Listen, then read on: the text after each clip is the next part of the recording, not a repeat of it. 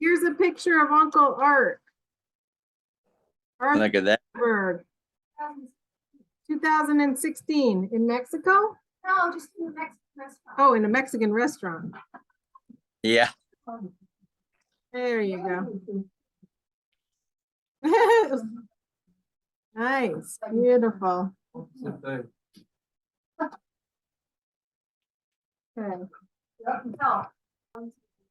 There's a lot of people here, so thanks for everybody for joining us. There's a lot of people here that you guys probably don't know, so some of you do. So I was thinking that maybe we could go around the room and hear everybody introduce themselves, and then for you guys on online, you could go around and let us know how you know Art, and just anything you want to say, just introduce yourself, and then we'll go around later and share memories. What you might want to do is take the laptop over there, because we, like I could barely see Uncle Roger, and Yeah. Well, not necessarily. I mean, just for the. no. I was thinking of that. Okay, so we'll start here and work our way around. So who's this handsome face? Hi everyone. Connor, Tina and Todd are my parents. Roger and Marjorie are my grandparents. Corey's my aunt, of course. And yeah. Uncle Art was your great uncle. Yeah, Uncle Art was my great uncle. I remember eating dinner with him a couple times, with you guys at your house. It was a fantastic time. It was almost every Christmas. So yeah, it was great. All right. Hi everyone, I'm Todd. This is Tina. Hi. You know us. And I think one of my greatest memories of Art was he was talking about the machines with Russell at the holidays. And it was always fun to talk to him about all the tools and the machines that he was building. And he always had some great enthusiasm with that. So it was always fun to talk to Art. Tina? Oh, I'm just getting rid of the glare. I'm Tina Hillmeyer. Art was my favoriteest uncle in the world, and we're here celebrating him. Hi, I'm Ruth-Ann. Art's my dad, and I'm just outrageously grateful. I'll hold it, Dad. You just talk. Oh, you're gonna hold it? You let everybody know who you are. Yes, I'm Roger Lau. Yeah. And probably the oldest person in this room. Yes. Yes. And I like to keep it that way. And how did you know Uncle Art? Now, Uncle Art was really my introduction to the Lundeberg family. And he is missed. And I'm delighted to be here. And the next time you have one of these, include me in. Okay.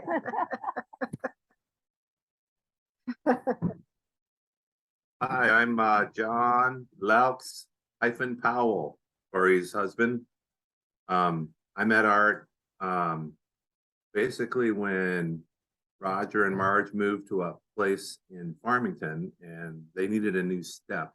So Art let me go into his shop and we spent the whole afternoon basically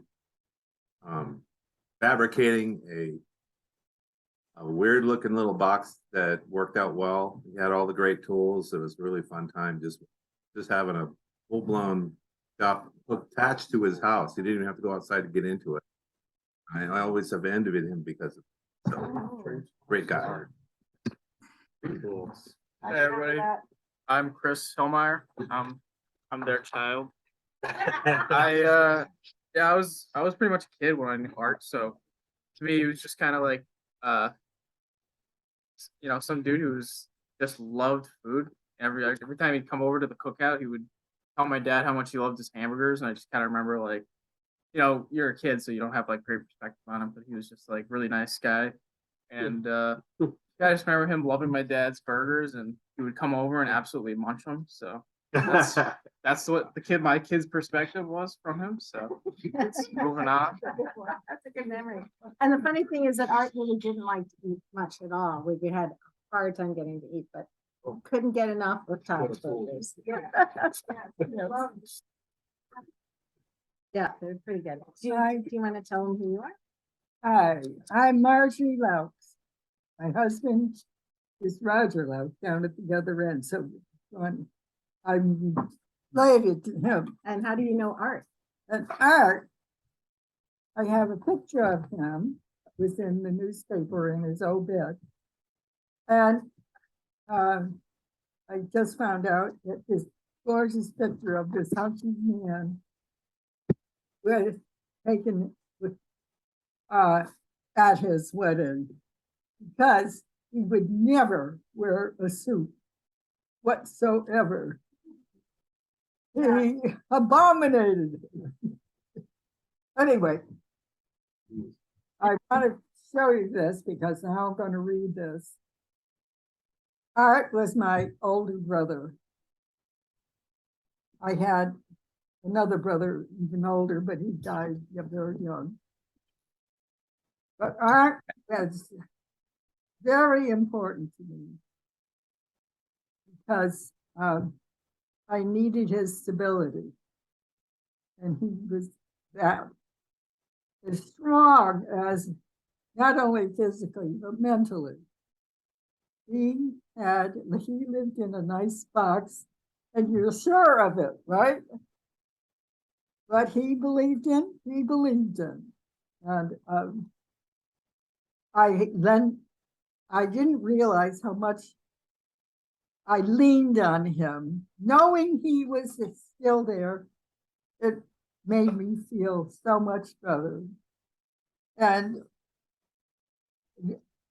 I want to read the obit because it expressed Art so well, what he meant and what he stood for. Ruth Ann Lundeberg wrote it. And she did a superb job because you can just see him. So just before we go there, Mom, can we find out who's on this, who wants to tell us who is here on the screen, and then you can read it? Does that make sense? So we'd like to know who's in the audience here too. Oh, okay. Does that sound like a good idea? Absolutely. Because we'd like to meet all these people who joined us. So, Say their story as well. so if you want to come around, I can call you off. How's that sound? So, because I can, the ones that I can see here. So, I'm gonna start at the upper right-hand corner here, and I've got someone named 1, 2, 3, 4, 5, 6. But I'm Linda. Linda, thanks, Linda. Linda, I'm a friend of Ruth's. Before, but all right. So I'm a friend of Ruth Ann's, and I met Art several years ago, and we went out to dinner quite a bit, and I just loved listening to his stories, and I loved his relationship with his daughter was just so beautiful, and I'm just happy to be included. Thanks for having me. absolutely. And Ken, tell us your story. Hi, everybody. Yes, I am Art's, let me see, that would be his nephew. And when I joined into the Lundeberg clan, initially, of course, I didn't join. My parents joined because my dad married, Lori. And we would come back to Lundeberg from primarily Dayton, Ohio, and Arkansas. We would visit, and we would come and see all of the uncles and everybody that was in the Connecticut area. So I actually had an interesting relationship with Uncle Art because he loved, like people have already mentioned, machines. So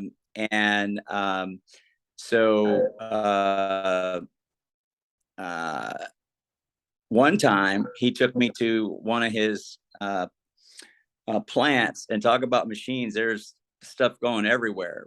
Little parts are being sorted, machines going this way, every which way. It was very fascinating. I'm sure people in this room that I'm looking at have been into Art's business when he was in business, and it was pretty fascinating as a younger person. And then later, Art would be sort of the guy that would send me a CD that would have pictures of celebrations, particularly of Aunt Blanche, but basically he was one of the guys that really kind of kept us involved in what was going on with the Lundebergs. Yeah. And so that's for me. And then so go on to the next person. Absolutely. Thanks, Ken. So, Kate. Hi. Hi, Kate. Thank you for having me. I'm a friend of Ruth Ann's, and I had the privilege of meeting Art a few times and just enjoyed the brief interactions that I had with him. And he was extraordinary, and his kindness was just radiated the room when I was with him. And he was not feeling well when I was there. And that was kind of why we were there, to help out. And once he realized that I was there, it was like, no, I don't want to, let's not talk about me not feeling well. I want to know who you are. I want to know your story. And it was like, wait a minute, no, or I'm here to meet you. But he was very, very kind, and I liked him a lot. That was awesome. Rebecca. Hi, everyone. My name's Rebecca Dennis. I am a dear friend of Ruth Ann. Ruth Ann's a dear friend of mine, and I met Art probably when I was, I don't know, maybe when I was 18. I met Ruth Ann. She's one of the first people I met in New York City. And what I know about Art is he dearly loved his daughter, Ruth Ann. And was a huge support to her her entire life. So by extension, I could feel that support and that love. And the few times I spent with him, my memory of him is that he was genuinely interested in who I was, and that's a rare quality, I think. But I think the most significant for me, the most significant thing that I know about Art was his support. Yeah, it's only 125. For my dear friend Ruth Ann, and I am here. That's okay. I'm sure you still got it. And to meet all you. So thanks for inviting me, Ruth Ann. We also have Aunt Lori, Laurel Shivitz, and she's watching from her home in Washington. So thanks for joining us, Lori. She's pretty much the matriarch of the Lundeberg family now. She's 97 and just had wonderful Thanksgiving celebration with her and Ken and his fantastic family out in Washington, where we actually live as well. We're here just for this special event. She's my sister. That's what she is. And she's Marjorie's sister. So, okay, let's cook. So Marjorie, you can now read the obituary that's so beautifully written by Ruth Ann Lundeberg. Right, and it was in the Hartford Courant. This is a wonderful picture of Art as a youngish man. He was as handsome as can be. And I was a freshman in high school when he was a senior. And I will tell you one thing, he had a following. I went to a football game. He was not on the first rung. He was sitting, and all of a sudden, people started chanting, "We want Lundeberg, we want Lundeberg." And then, but his major sport was swimming. He was very, very good. He put in, he had a short swim, what do you call this? Butterfly. That lasted almost 30 years. He was the record holder. He was in the Hartford Public. Public Hall of Fame for sports. Remember, he was That's right. inducted into the He Hartford, was elected to join. the Hall of Fame. And then And- Art and how- slyly said yes for $400. Yeah. He was a little annoyed at the pay. How about the girls that would come up to you and ask in high Oh, school? yes, that's another thing, is that Art was shy. a few times some girl would, oh, you're his sister. Did you introduce me to him? And I said, no, he just would not handle that. Can you imagine? You introduced him. No, he would be Embarrassed. Very humble. humble. He was shy. Yeah, Very shy guy. right. Well, anyway, there was a lovely article in the obit section about Art. So I thought I would read it. Oh. Did not mess it up too much. Arthur, or Lundeberg, 94, passed away peacefully on May 16, 2021, surrounded by his family. Born in 1927, he survived the Depression and World War II before he turned 19. These experiences steeled his conscience, and he grew to be an exceptionally compassionate man with a love for life. His motto was, everyone needs to feel important.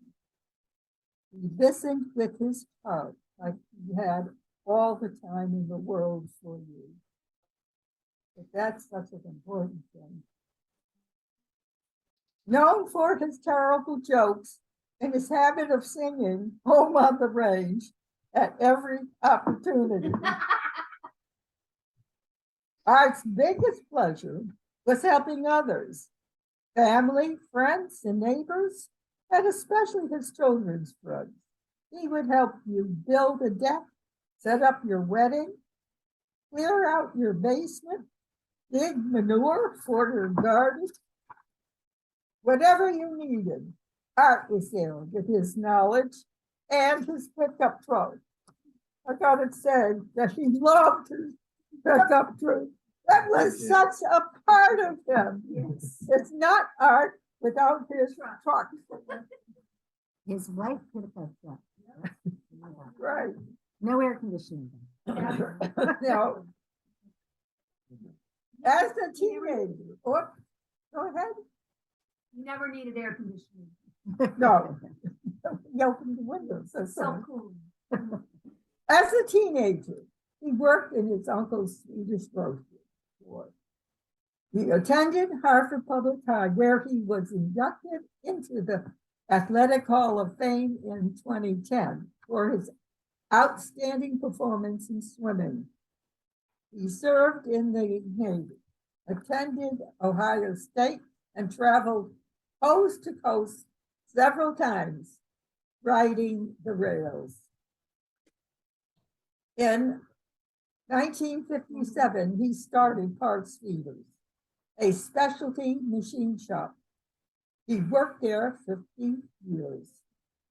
After he retired in 2007, he started vibratory feeders with his son, Jim, and Jim's friend, Craig Pointer. He worked there for 5 years. Okay, 5 years, never taking a salary. That business is now thriving, and Craig says, without Art, I wouldn't have any of this. During his life, Art was a tennis player, a sailor, skier, Cub Scout leader, swimmer, and health food nut. He read Time magazine and The Economist, nonfiction, and college textbooks. He watched Larry King live. He relished debating not to win, but to solve the problems of the world. Art met his wife and love of his life, Glenda Ulef, while square dancing. They were together 40 years until his death. He is also survived by his son Jim and Jim's fiancée Cheryl Ledoux, daughter Ruth Ann, stepdaughter Bonnie Ulef, granddaughters Kaylin, Chelsea, and Madison, sisters Laurel Shibitz and Marjorie Lout, brother-in-law Roger Lout, sister-in-law Carol Lundeberg, and a large extended family. He is predeceased by his brother Roger, Alan, Russell, and Jeff, as well as best friends Charlie Carlson and Doug Perkins. Art's humility is reflected in his final wishes to be honored in a private memorial. This was published in the Hartford Current on June 20, 2021. Thank you so much for it. It's wonderful. Oh, good. Perfect. Really beautiful. And thanks for reading it, Mark. That was Really great, Mom. well. What a great guy he was, huh? Oh, well, it's a tears in my eyes. Indeed. For good reason. When I think of it, Such a great guy. Here's the pictures. We got a picture of, I'm gonna pass this around in a second. Here's Art with Roger, Greg, and Laurel's up in the corner here. And so I'll just pass this around. And see this one up here. So, Mom, you combed through a couple of books, huh? oh, what? Mom and I did. Oh, you guys combed through a couple of books. I know. Here's another picture of Art. Y'all see him pretty well? Yep. Yeah, oh, good. And here's Ruth Ann and Tina, because that's such a cute picture. I just have to share. Oh, good. Here's a great picture.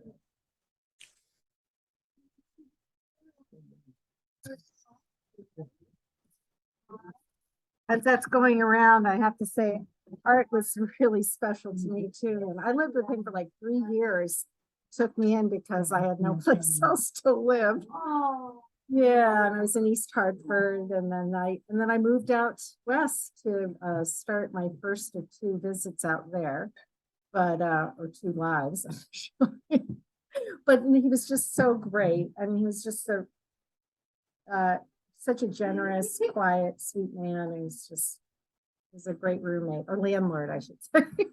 My uncle. It's great.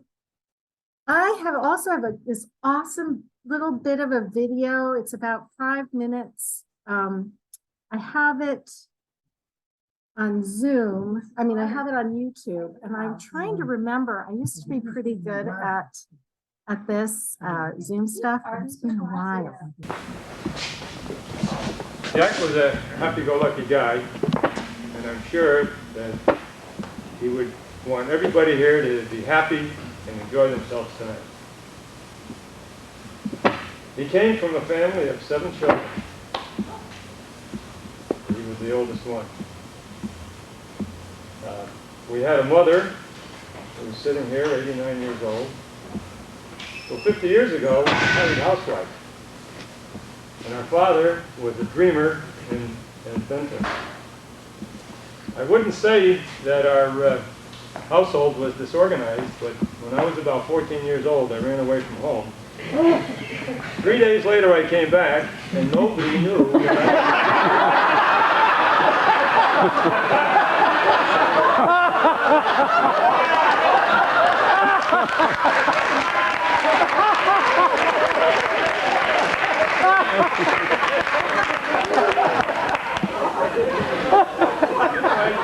Jack was a very smart kid. When he went to school, he skipped so many grades that when it got time for him to graduate from high school, he was so young that he had to stay in school and take high school postgraduate courses until he was 16 years old.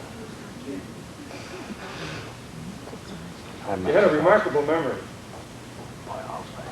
He could read a paperback book in 45 minutes and 5 years later tell you all about it.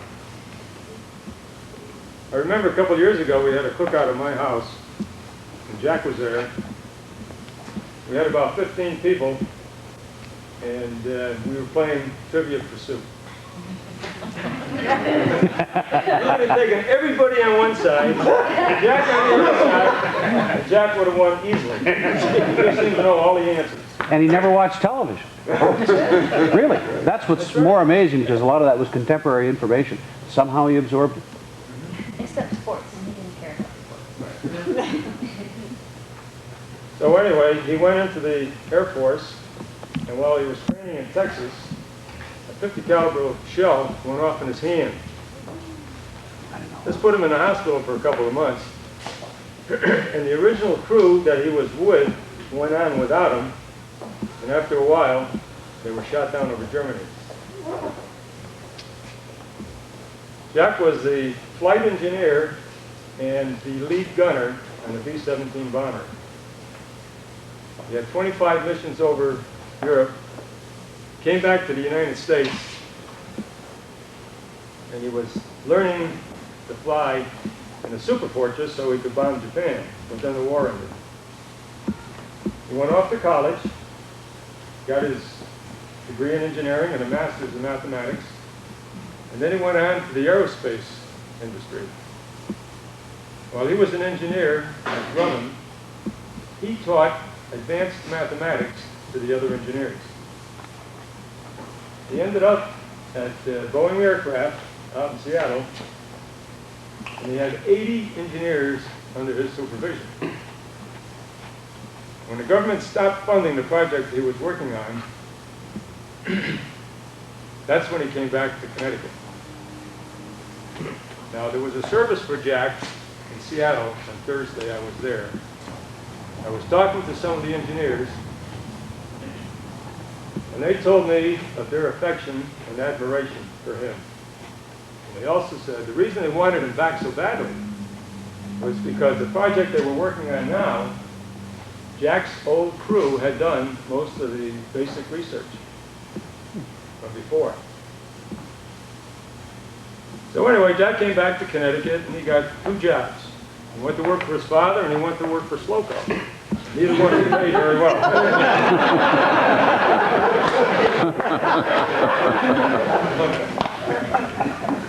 It was about this time that he became a real gourmet chef. He had a great taste for fine food, and he really couldn't afford it at that time. As Sheldon was telling you, there was a couple of lean years there. So he would volunteer to make a gourmet meal for anybody that would provide the food.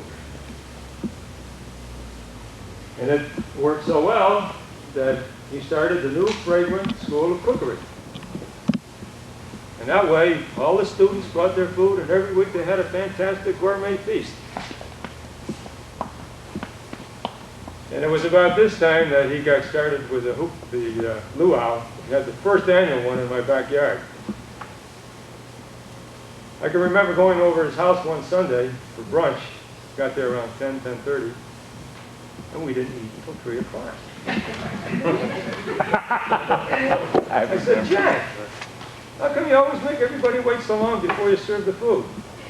His answer, hunger is the best sauce. You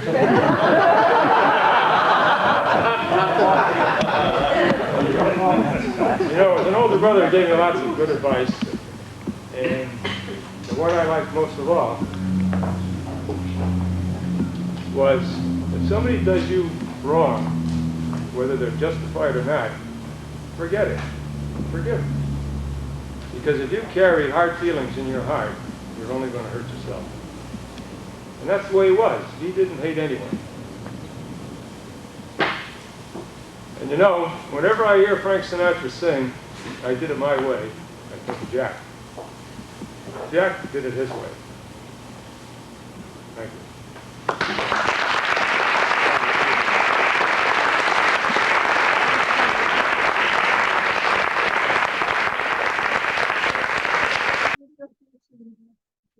That's a video portion of our presentation. And the cool thing about that video is that it was on VHS. I found it downstairs in my parents' basement. I almost threw it away because what are you gonna do with VHS, right? And then, which is Rebecca, why it's so annoying that I wasn't able to figure out this technical stuff, because I took it from VHS, transformed it to digital, uploaded it onto my YouTube channel, and then so now you guys can all see it. So I used to be smarter. I used to know how to do it, but what can I say? And it was because, and Art filmed that whole thing. You saw him walking towards the camera at the end because he was like the first with the VHS camera, and he was the one that edited it and put it all together. So, and if I hadn't had that, I wouldn't have gone on to my career of transferring VHS to DVD to YouTube. Yes, that's what I did. Do I get paid? No, but I like to do it. So anyway, it's fun. So yeah, and it's really because of Art. He really inspired me to do that, you know, because I thought, wow, it's so sad to have all these fantastic memories, right, on VHS that people just check now. So really great to, and then got to see Art at his, like, you know, and it's so typical of Art, right, to talk about somebody else. I thought that was very touching. Such a giving guy and such a loving guy. Absolutely. And funny as heck. I loved his corny sense of humor. I mean, he was always like, this is the best hamburger I've had all day. Yeah. And he just had so many funny things.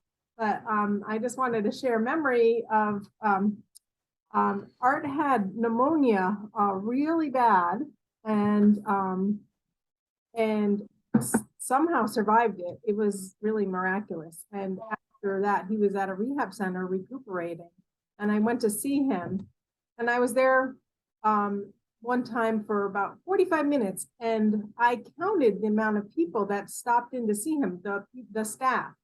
In that 45 minutes time, 9 people stopped in and said, oh, this is your uncle. We just love your Uncle Art. He's just wonderful. Like over and over and over again. They just absolutely adored him. And it really touched my heart because I knew he was getting well taken care of because they just really kind of had him under their wing. So that was really, really nice. You know, he just was very kind and thoughtful and never ever complained, never, you know, asked for themselves, asked for anything for himself. He just was very selfless and wonderful, and you know, just He really always wonderful. tried to do the right thing. Yes, he always did the right thing, and he always made you feel like you were, you know, very special. So it was really lovely. He just is a special person, and we miss him very much. Okay. And his corny jokes. Well, that leads into how I feel about him. Because for a while, my mother, our mother,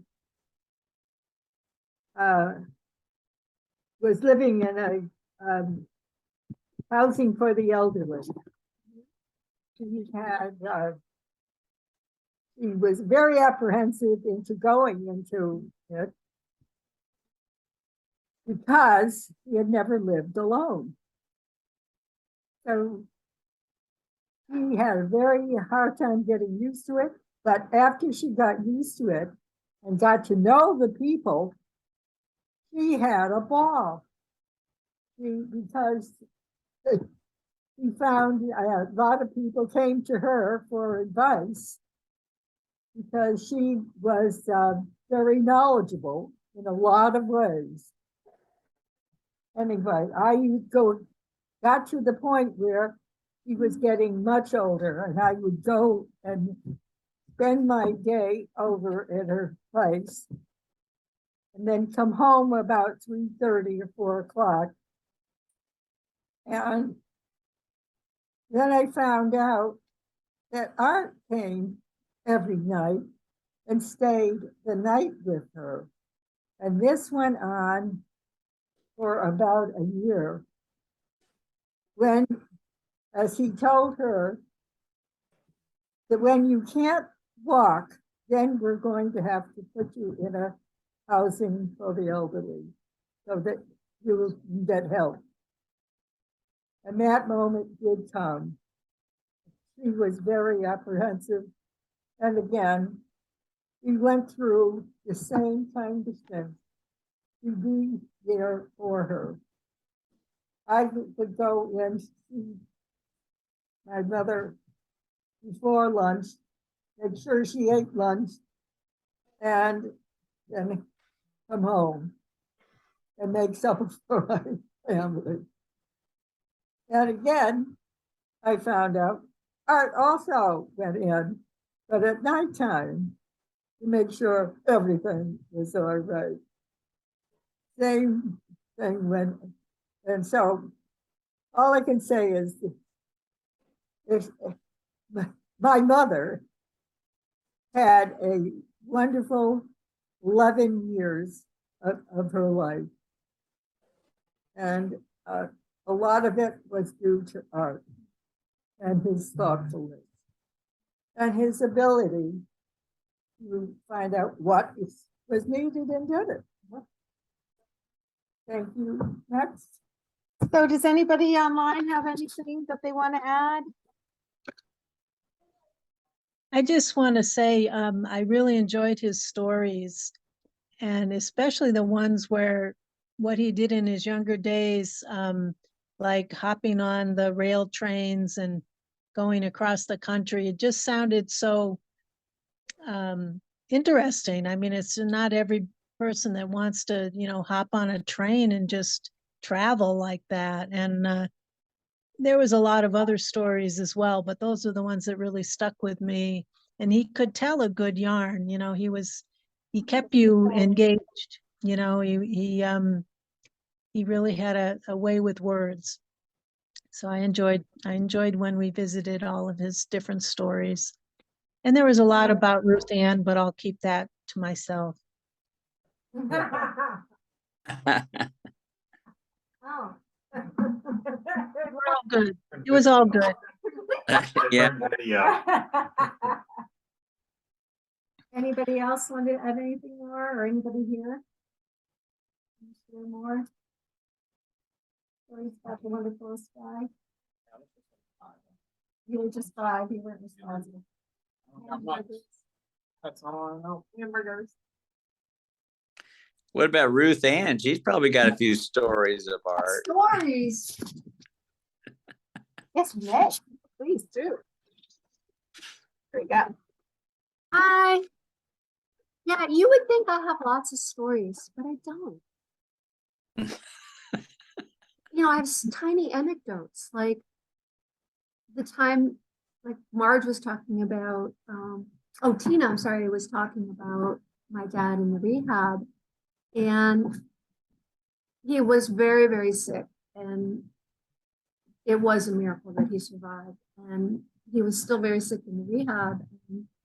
And that made it made him a little bit unfiltered, uncensored, which is remarkable because everybody loved him so much. So even unfiltered, he was great and sweet. They used to call him Artie. Artie, how's Archie? How's my Artie? And we used to call them his girls, which I'd always take it as you will. They were women and they loved it. So, but I was there one day. He had been transferred from one place to another, and I was in the new place for the first time. And I kind of snuck in and sat down. He was sleeping.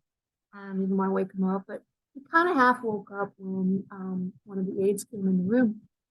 And bleary-eyed and everything, he gestures to me and he says, "This is my daughter. She can do remarkable. Oh, She doesn't look like me, but she." oh. Oh, I know. That's a tiny anecdote, but no, he was declining for a long time, and I was a witness to that, little by little, over 5 years or so. 5 years is a long time, and yeah, and so I was actually really overjoyed when he did pass, because he had, I think, in the end, really stuck around for his loved ones. And his life was very, very limited. He was chair-bound, he was care-bound. But at times I'm not even sure that he quite knew where I was.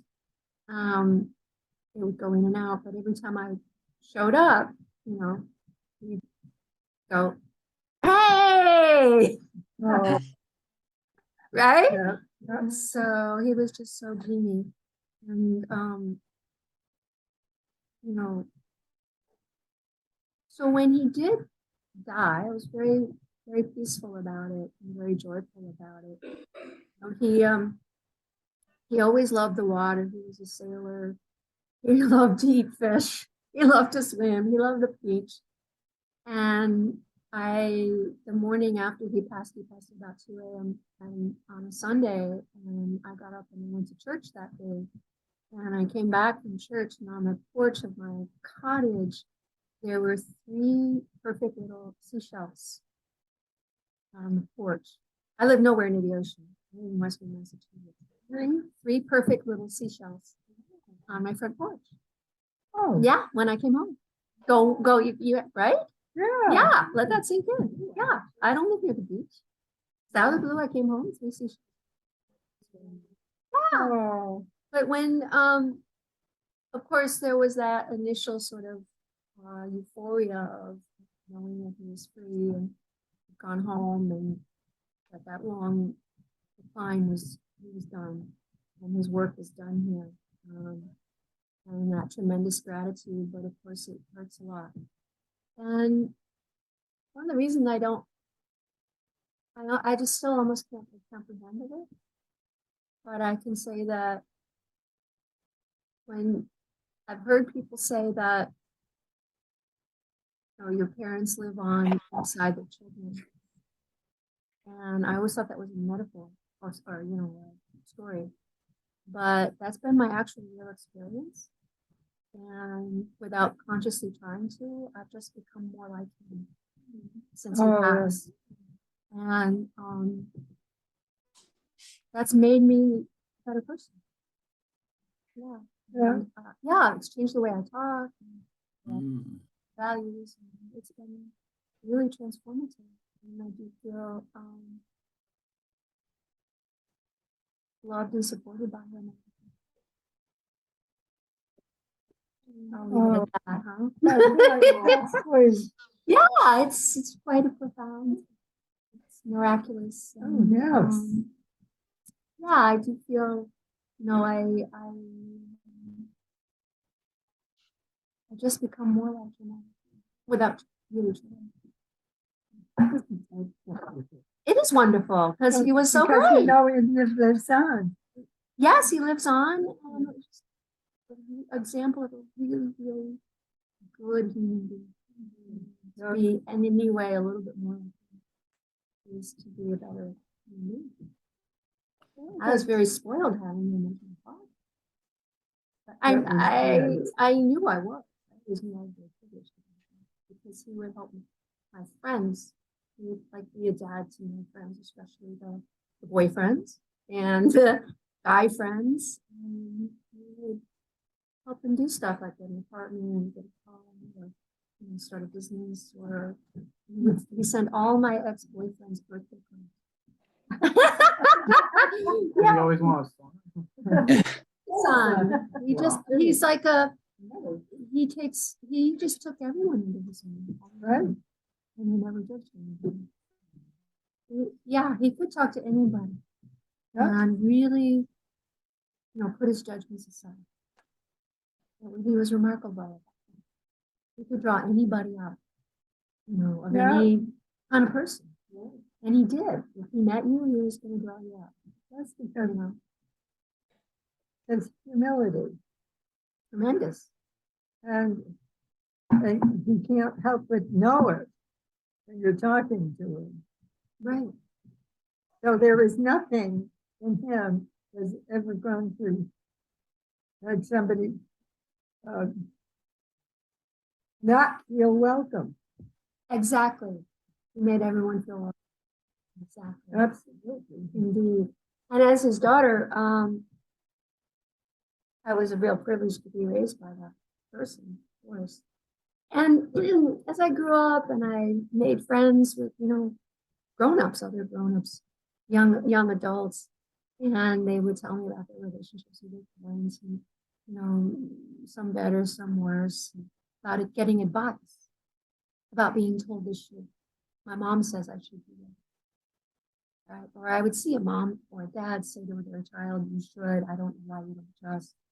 And I realized, like, I never heard that from him. No. He never ever used the word should. No. And so when I heard it, I just flinched. I was like, how could somebody say that to somebody? Right? Right. He just didn't have that in his. I might have thought it. I'm sure he thought it. He just would never say it. Right? Unless you really ask him something specific, he would just sort of keep asking me questions. Isn't that a gift? Yeah, it Yeah, spoiled that's- me.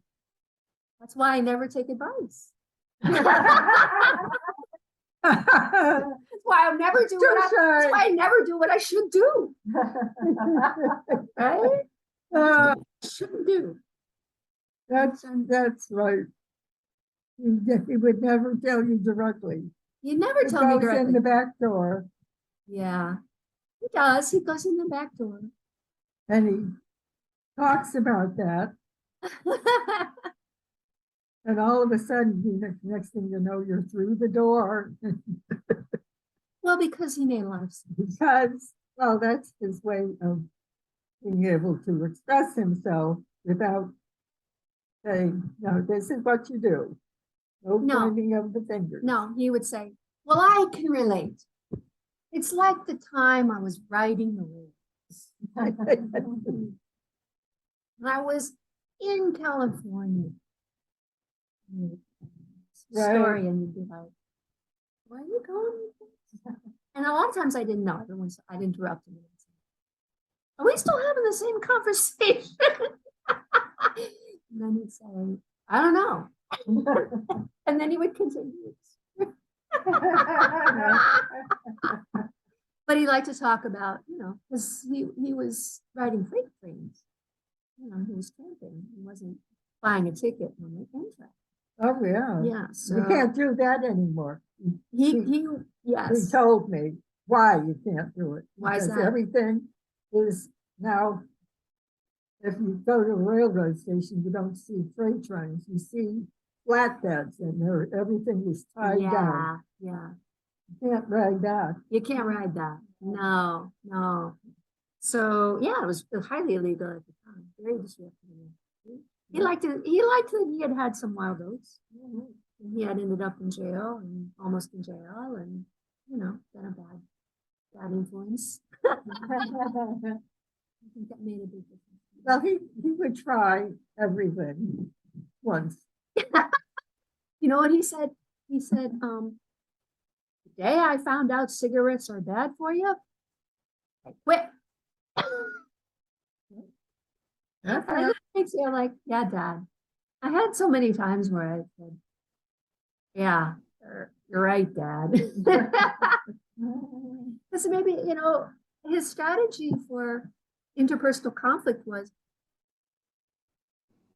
just don't let him get to you. And then, well, you have to forgive him. Yeah. And I think, well, if I could do that, I wouldn't be going on about it to you. Right? That's right. I wouldn't be venting. I would be over it. I'm not over it. So he had it's almost incomprehensible, like what his inner life was like, how he processed the normal things of life, irritations and conflict and his daughter doing stupid, embarrassing things and making bad decisions. Oh, his other daughter you're talking His other about. daughter. Don't know. Right. Yeah. So. Okay, well. Go on, but I think that's the crux of that. This is a Thank you, lifetime of Cory. lovely. Welcome. Well, who started this genius idea? Marjorie. Marjorie. This was Marjorie's doing. She really wanted to, yeah, you wanted to have a get together celebration of Art's life, right? I wanted to do what Art wanted. a Yes. Private, Private. and so I mentioned it Yeah. a few times. Then Tina And it I over. just couldn't ignore it. I just No, gotta do it. you I just said, gotta "We do gotta it." do it. He's a Yeah. great guy. Technological person. Yes, so obviously. You are. It took a village and here Yeah. it is. Yeah. Here we did it. Oh, 18 months. But But you thank know, you all. yeah, Gosh, it feels like that 18 months. I can't believe it's been that long. I can't honestly, believe so- it Well, I'm either. just coming out of the fog. You know. Yeah. Like I was here a few months ago and you said, hey, you want to watch that video? And you just showed. And I said, absolutely no. There's no way I could do that. Yeah, I Right have to now. force it down people's. Because I Because was it's still good. so traumatized. Like the thought of That's watching right. my dad on a video, Needed the time. like mentioned his name, I burst into Mhm. So I've come a long way, my dear. That Mhm. year and a half. But this is the first I've really been able to. Well, it's so doing great it. to see him at his prime when he's talking and he's so funny and he's like on stage and he's such a shy guy and yet he was such a great performer. Yes, Really he was. Very, He was- very caring and funny. You know, yeah, he was quiet, but he was not fearful of people. He loved people and he was outgoing and he could definitely, hold a room.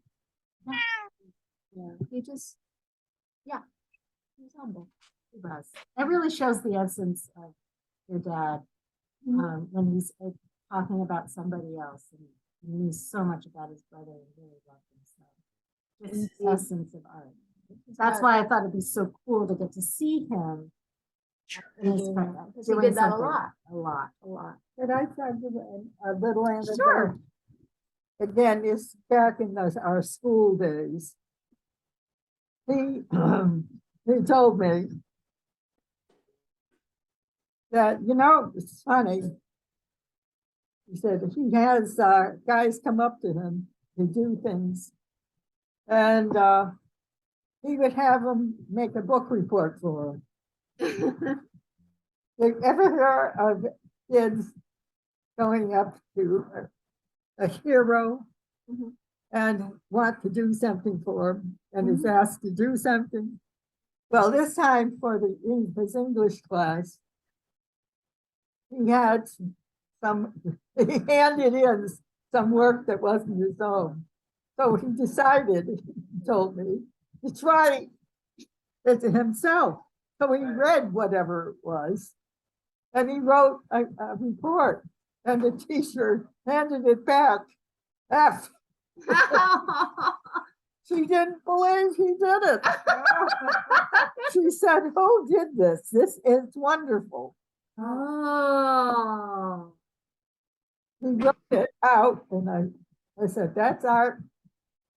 He just too lazy to do it if somebody else would do it for him. Yeah. It's important to him at that point.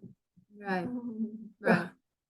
I thought about it afterwards and I said, nobody would ever come up to me for any reason. And offer to do your work for you. Hey, can I write Right. that book report Well- for you? And then I remember when I was out at Sear, I took a course in what's looking at the stars, astronomy. I thought, gee, that would be great to be able to look into and see some things that are going on. We can show it again. So anyway, coming out of the lab section, a young man in the class came to me And he wanted to borrow my notes. I said, why? He said, I see you. You know the answers. So I loaned him my notes because I could figure out the formula to do these things. Anyway, What made you, how's that? You just anything about art? no. Well, later on, I asked Art about that. And that's when I found out that kids came up to him all in high school to do things for him. Because he's a hero. He was a hero. Just charismatic, just like You knew the answers? he was Yeah. charismatic No, and handsome and because he was an all right, handsome guy. And he won. Well, his team that he was with was #1 in the state of Connecticut for swimming. for swimming. Right, Wow. exactly. And he was the last one to swim in the relay. Oh, he got the glory stretch. So he was the recipient of all the hurrah. Oh, right. Well, that explains it. Good for him. Yep. That. what do you Eventually, do? he decided to do his own, Yeah. so he became an engineer. Well, I think that at that time, he realized he said something about that. What did he say about it? I'm trying to think of the quote that he said. It was, if you let somebody else do, if you cheat, that's what it was. If you cheat, you're only cheating yourself. In the end, it's yourself that you cheat. That's true. Wise guy. Ta-da! Not a Ta-da. wise guy, but a wise. Well, Yeah. everything he did was one liner stuff. He Yeah. kept it very brief. Yes, He could say the same one-liners over and over. That's again. because he- Finally sink in. he condensed He everything condensed down everything down to 5 words. to the paper, to Five the words. basics. Yeah, yeah. So if Exactly. anybody wants to see this, that video again of Art, in, real life, just go onto YouTube, type in my name, Corey Loucks, KORYLOUCKS in the search function. You'll come up with my channel and it's, you can look through all the other stuff too. It's about 4, 5 down. There's a picture of Marjorie because it was a whole thing for Jack. But art starts, it's fun to see the whole thing, but the art starts 14 minutes in. 14 minutes? Exactly, for some reason. I don't know. Really cool. All right, everybody, I think we're think- good. Are we good? I think that would be very happy. They're just happy.